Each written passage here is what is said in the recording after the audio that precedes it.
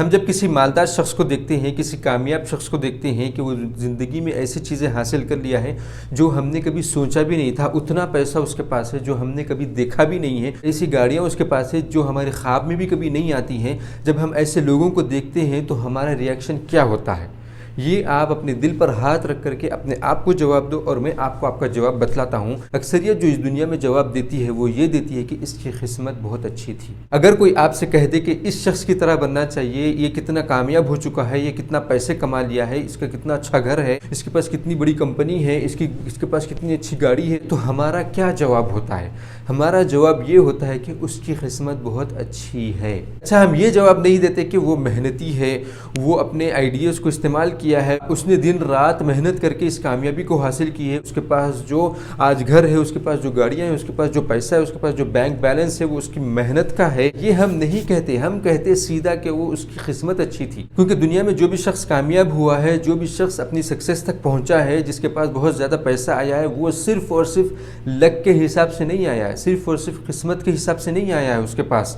اس کے پیچھے اس کی بہت بڑی محنت ہے، دن رات کی محنت اس کے پیچھے لگی ہوئی ہے۔ آپ دنیا کے کوئی بھی کامیاب شخص کی بایوگرافی پڑھ لو، اس کے ویڈیوز دیکھ لو، وہ جو کامیاب ہوا ہے 30 سال کے بعد، 40 سال کے بعد، جو اس کے پاس کامیابی ہے، جو اس کے پاس پیسہ ہے، جو اس کے پاس پراپرٹی ہے، جو بھی اس کے پاس کامیابی ہے، جو بھی بلندیوں پر وہ چڑھ چکا ہے، اگر آپ اس کے پیچھے جائیں گے، اگر آپ اس کا پورا بیک گراؤنڈ دیکھیں گے، اس کی پوری زندگی دیکھیں گے، تو وہ ایک بہت ہی اسٹرگلنگ آدمی تھا،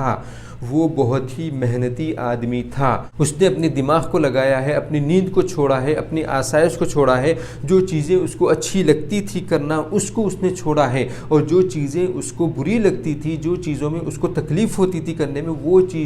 چیزیں وہ کیا ہے، پھر جا کر کے وہ اس مقام پر آیا ہے۔ لیکن ہم کیوں قسمت کے اوپر ڈال دیتے ہیں کہ اس کی قسمت اچھی اور میری قسمت بری؟ ہم یہ کیوں کرتے ہیں؟ کیونکہ ہم محنت کرنا نہیں چاہتے ہیں۔ ہم اپنی ناکامیابی کو، یا پھر ہمارے پاس جو پیسہ نہیں ہے، جو ہم پیسے کے لیے ترس رہے ہیں، ہمارے پاس آسائش کی چیزیں نہیں ہیں، اتنا اچھا گھر نہیں ہے، اتنی بڑی گاڑی نہیں ہے، اتنی آسائش کی چیزیں نہیں ہیں، اتنی آرام دہ چیزیں نہیں ہیں، لیکن ان سب چیزوں کو ہم قسمت کے اوپر یا لک کے اوپر اس لیے ڈال دیتے ہیں لے جا کر کے، کیونکہ ہم نیند کو چھوڑنا نہیں چاہتے ہیں، کیونکہ ہم پڑھنا نہیں چاہتے ہیں، کیونکہ ہم محنت کرنا نہیں چاہتے ہیں، کیونکہ ہم اپنے دماغ کو لگانا نہیں چاہتے ہیں، کیونکہ ہم رسک لینا نہیں چاہتے ہیں، کیونکہ ہم اپنے ڈر کو بھگانا نہیں چاہتے ہیں، اور اپنے کمفرٹ زون کو چھوڑنا نہیں چاہتے ہیں۔ ہم جو کمفرٹ زون میں بیٹھ چکے ہیں، جو سو چکے ہیں، اس کمفرٹ زون سے اٹھنا نہیں چاہتے ہیں، کیونکہ جب آپ وہ کمفرٹ زون چھوڑو گے تو آپ ان کمفرٹ زون میں آؤ گے، جب آپ ان کمفرٹ زون میں آؤ گے تو پھر آپ کو اپنا دماغ لگانا پڑے گا،